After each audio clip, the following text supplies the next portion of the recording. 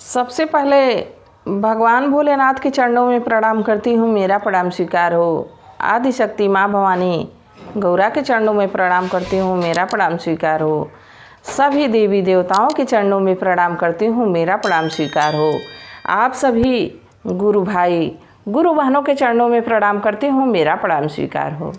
गुरु भाई गुरु बहनों, आप लोगों के सपोर्ट से, आप लोगों के साथ से हम महादेव की कथा सुना पाते हैं और ये कथा और शिव भक्तों तक पहुंच पाती है।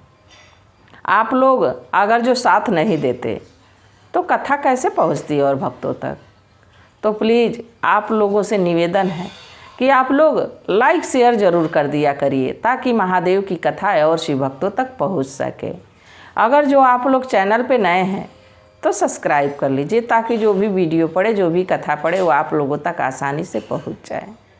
कमेंट में महादेव का नाम ज़रूर लिखिए। महादेव का नाम लिखने से, बोलने से सारे कष्ट दूर हो जाते हैं, सारी परेशानी दूर हो जाती है। तो महादेव का नाम ज़रूर लिखिए।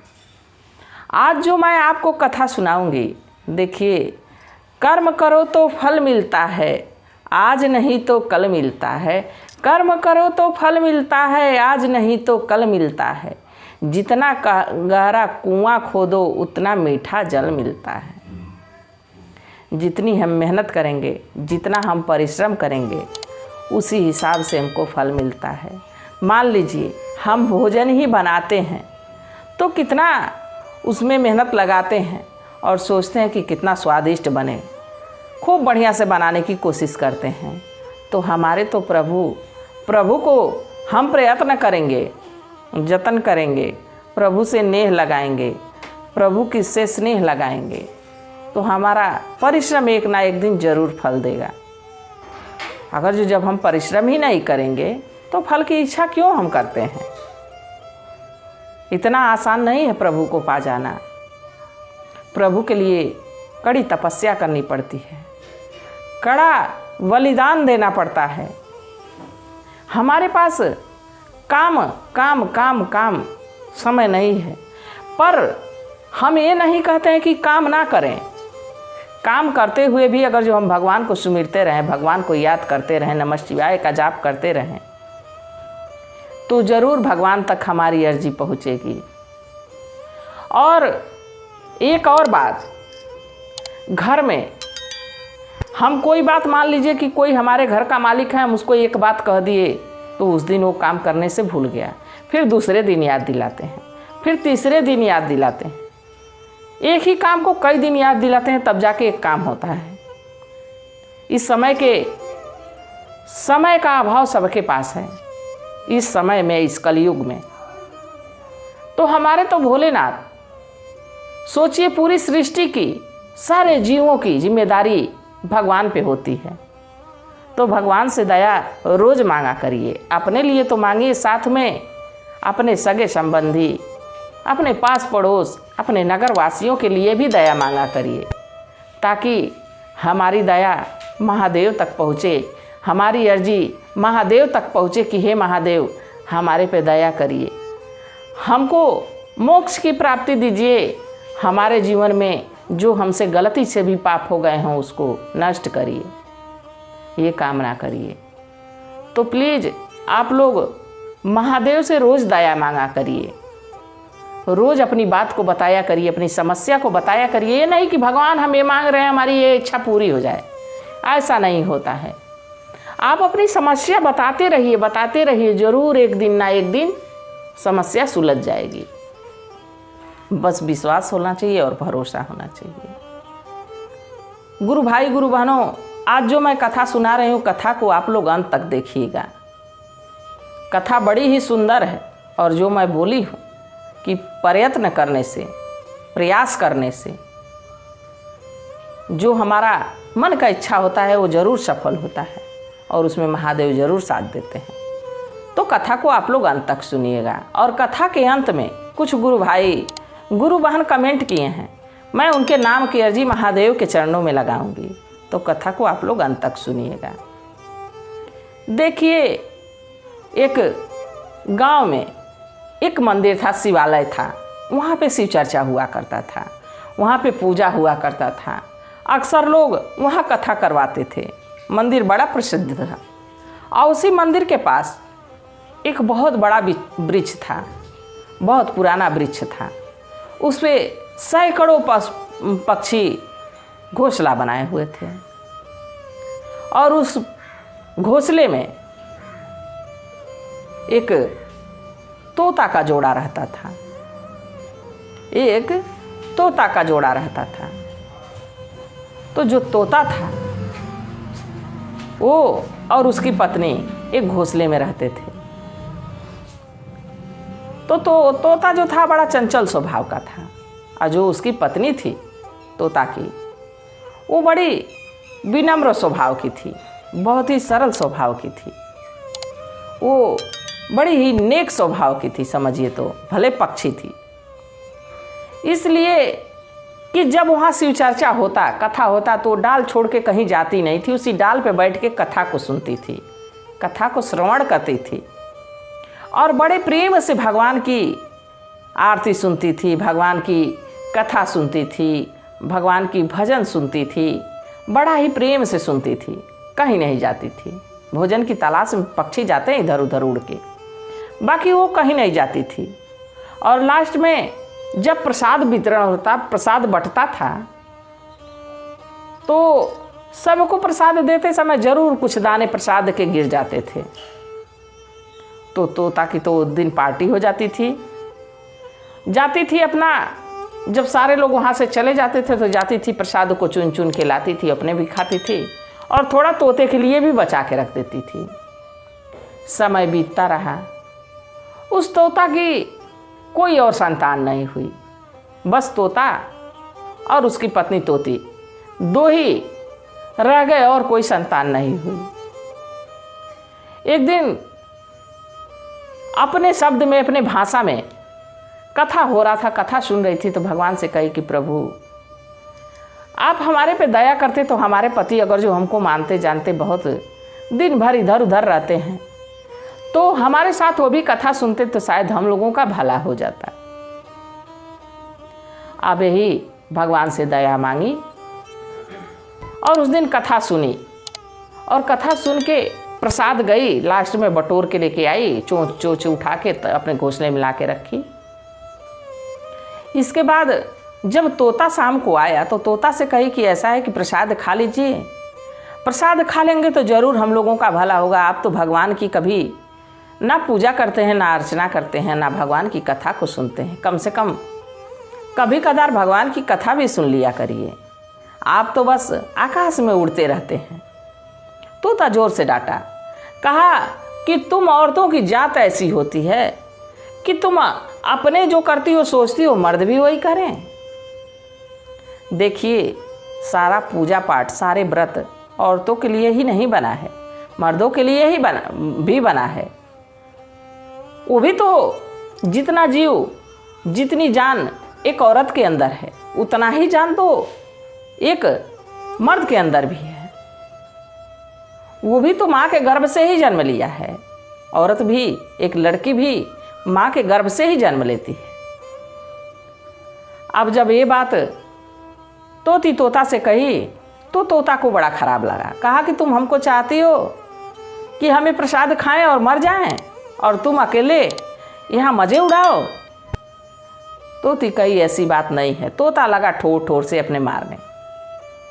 तोती को बड़ा कष्ट हुआ, महादेव से दया मांगने लगी कि हे प्रभु, हमको इस योनि से मुक्त करिए, हमको मनुष्य योनि में भेजिए। हम मनुष्य योनि में जाना चाहते हैं और अपने शब्दों से आपको कथा सुनाने चाहते हैं, आपको भजन सुनाना चाहते हैं, आपकी चर्चा करना चाहते हैं। हमको मनुष्य का जन्म मिल जाए, हम मनुष्य योनि में चले जाएं। लगी दया मांगने। तोता मारता रहा, मारते मारते तोती को मार डाला। तोती मर गई। तोती तो मर गई, तोता उसको उलट पलट रहा है। तोती अब तो मर चुकी थी, उसके प्राण पखेरु उड़ चुके थे। अब तोती का जन्म एक राजमहल में एक राजा के घर हुआ। और राजा के घर कैसे हुआ गुरु भाई गुरु बहनों?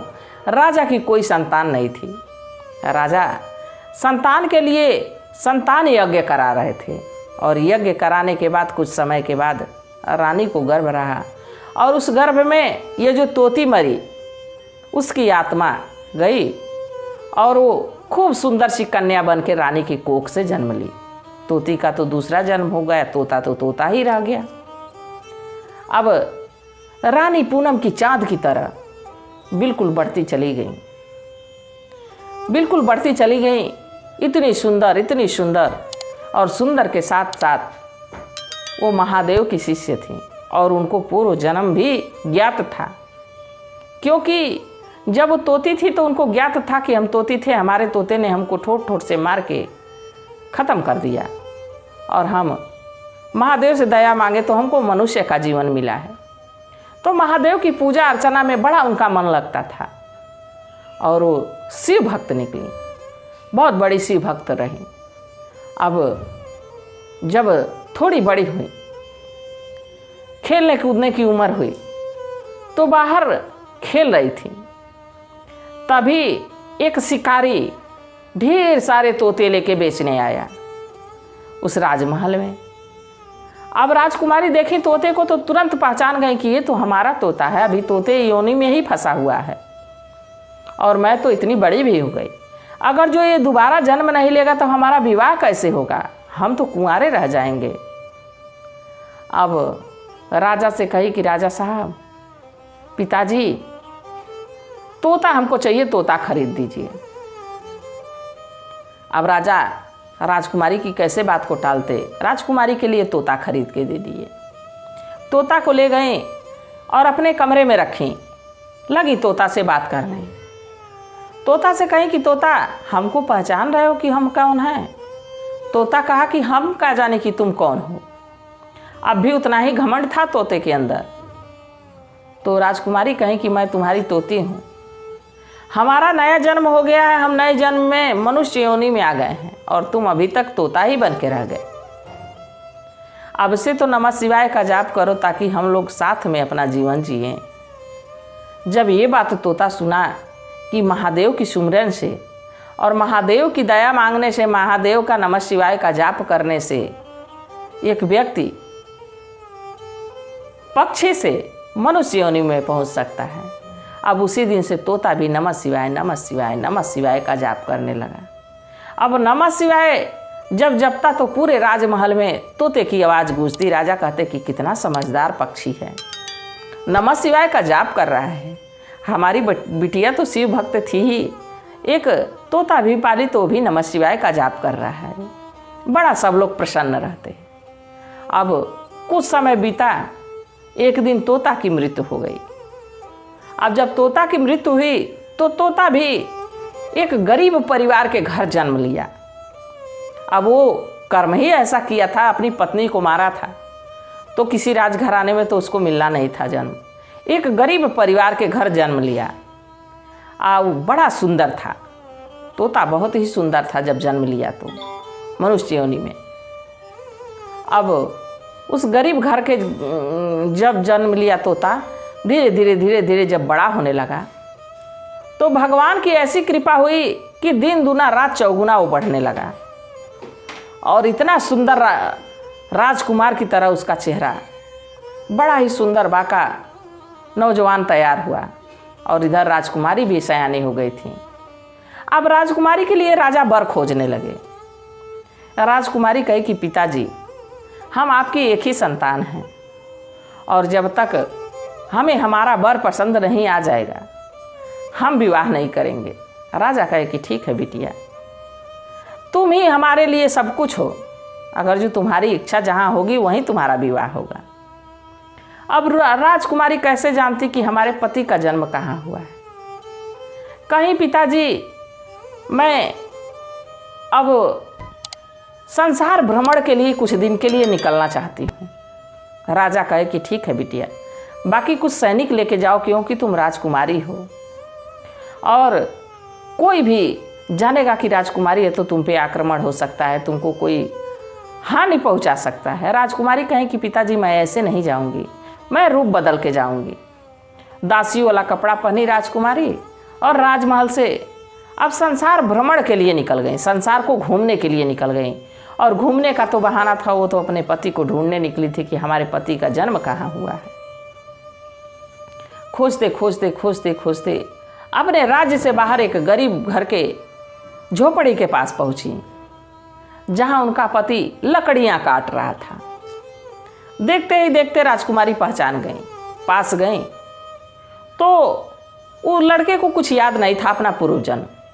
राजकुमारी कहीं कि सुनिए, आप हमको पहचानते हैं? लड़का कहा कि मैं आपको कैसे पहचानूंगा, आपका घर कहाँ है, आपका परिचय क्या है? तो कहीं कि हम पूर्व जन्म की आपकी पत्नी हैं और इस जन्म में आप इस राज्य में जन्म लिए हैं, हम दूसरे राज्य की राजकुमारी हैं। जब उसको सारी कथा बताने लगी तो लड़के को भी याद आ गया कि हम पूर्व जन्म में तोता थे। राजकुमारी कहीं कि हमसे आपका विवाह हो जाए तभी हमको शांति मिलेगी, हमको चैन मिलेगा। लड़का कहा कि आप कहाँ राजकुमारी, मैं कहाँ गरीब घर का राजा, मानेंगे नहीं। राजकुमारी कहीं कि उनको मनाना मेरा काम है। राजकुमारी वहाँ से अपने राज्य को लौट गई। अपने पिता से कहीं, पिताजी एक गरीब घर का लड़का है जिससे हमको प्रेम है और उसी से मैं विवाह करना चाहती हूँ। राजा कहे कि बिटिया, तुम राजमहल में पली बड़ी हो, राजकुमारियों की तरह रही हो और तुम कहाँ झोपड़ी में जाके अपना जीवन जी सकती हो। राजकुमारी कहीं कि महादेव का साथ रहेगा तो झोपड़ी में पेड़ के पास कहीं भी हम अपना जीवन जी सकते हैं पिताजी। जब ऐसी बात कहें तो राजा कहे कि जब तुम्हारी यही मर्जी है, जब तुम्हारे महादेव तुम्हारे साथ हैं तो हम कौन रोकने वाले होते हैं। राजा राजकुमारी का विवाह उसी गरीब लड़के से करवा दिए। देखिए, महादेव की दया हुई तो दोनों पक्षी पुनर्जन्म में मनुष्य का जन्म लिए और दोनों सुखी जीवन बिताए। महादेव से दया मांगे तो हम और आप तो मनुष्य योनि में हैं, बोल सकते हैं, सुन सकते हैं, कुछ कह सकते हैं, कुछ कर सकते हैं।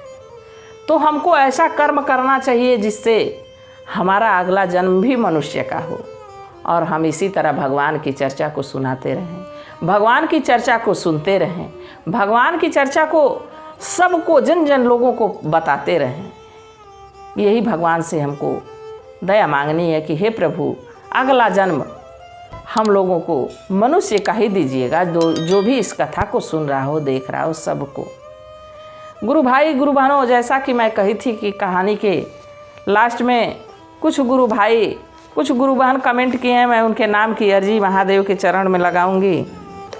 तो उनके नाम हैं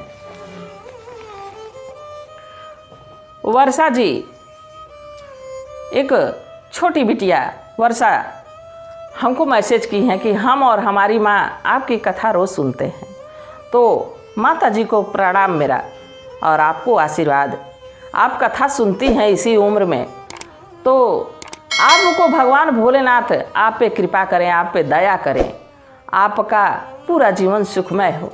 मैं यही शिव गुरु से प्रार्थना करूंगी कि हे भोलेनाथ, हे शिव गुरु, इस बच्ची पे अपनी दया दृष्टि सदा डाले रहिएगा ताकि ये पढ़ लिख के बुद्धिमान बने, अच्छा व्यक्ति बने, आपका प्रचार, आपका प्रसार करे, आपके धर्म के बारे में, गुरु के बारे में सबको बताती फिरे। और काजल विश्वकर्मा, काजल जी, बहुत बहुत धन्यवाद कमेंट करने के लिए। मैं महादेव से यही प्रार्थना करूंगी कि हे शिव गुरु, हे भोलेनाथ, इनके पूरे परिवार पे अपनी दया दृष्टि बनाए रखिएगा, सदा इनको स्वस्थ रखिएगा, खुश रखिएगा। और मनोरंजन प्रधान, मनोरंजन गुरु भाई, आप कमेंट किए, इसके लिए बहुत बहुत धन्यवाद। ये गुरु भाई हमारे चैनल पे सबसे पहले जब हमारा चैनल शुरू हुआ तब से गुरु भाई जुड़े हुए हैं और सभी कहानियों को लगभग देखते हैं और कमेंट भी करते हैं। तो आपको मैं भी महादेव से यही प्रार्थना करती हूँ कि हे भोलेनाथ, हे शिव गुरु, ये जहाँ रहें वहाँ खुश रहें, स्वस्थ रहें, मस्त रहें, सदा इनका यश बना रहे। और मिथिलेश कुमारी गुरु बहना, कमेंट करने के लिए बहुत बहुत धन्यवाद। मैं भी महादेव से यही प्रार्थना करती हूँ, हे भोलेनाथ, हे शिव गुरु, इनके पूरे परिवार पे, इन पे अपनी दया दृष्टि बनाए रखिएगा, सदा इनको खुश रखिएगा, स्वस्थ रखिएगा, मस्त रखिएगा। और कविता मोदी, कविता जी, कमेंट करने के लिए बहुत बहुत धन्यवाद। मैं भी महादेव से प्रार्थना करती हूँ कि हे भोलेनाथ, हे शिव गुरु, इनके पूरे परिवार पे, इन पे अपनी दया दृष्टि बनाए रखिएगा, सदा इनको खुश रखिएगा, स्वस्थ रखिएगा, मस्त रखिएगा। और रानी सैनी, रानी गुरु बहना, कमेंट करने के लिए बहुत बहुत धन्यवाद। आप कमेंट की, इसके लिए आपको बहुत बहुत धन्यवाद। मैं भी महादेव से यही प्रार्थना करती हूँ कि हे भोलेनाथ, हे शिव गुरु, इनके पूरे परिवार पे, इन पे अपनी दया दृष्टि बनाए रखिएगा, सदा इनको खुश रखिएगा, स्वस्थ रखिएगा, मस्त रखिएगा। और पूजा रावत, पूजा गुरु बहना, बहुत बहुत धन्यवाद। मैं महादेव से यही प्रार्थना करती हूँ कि हे भोलेनाथ, हे शिव गुरु, जैसे मेरा विश्वास भरोसा आप पे बना हुआ है, वैसे ही इस गुरु बहना का, सबका विश्वास और भरोसा बनाए रखिए, सदा सबको, सबके जीवन में खुशियाँ लाइए, सुख लाइए, शांति लाइए। इसी कामना के साथ हर हर महादेव।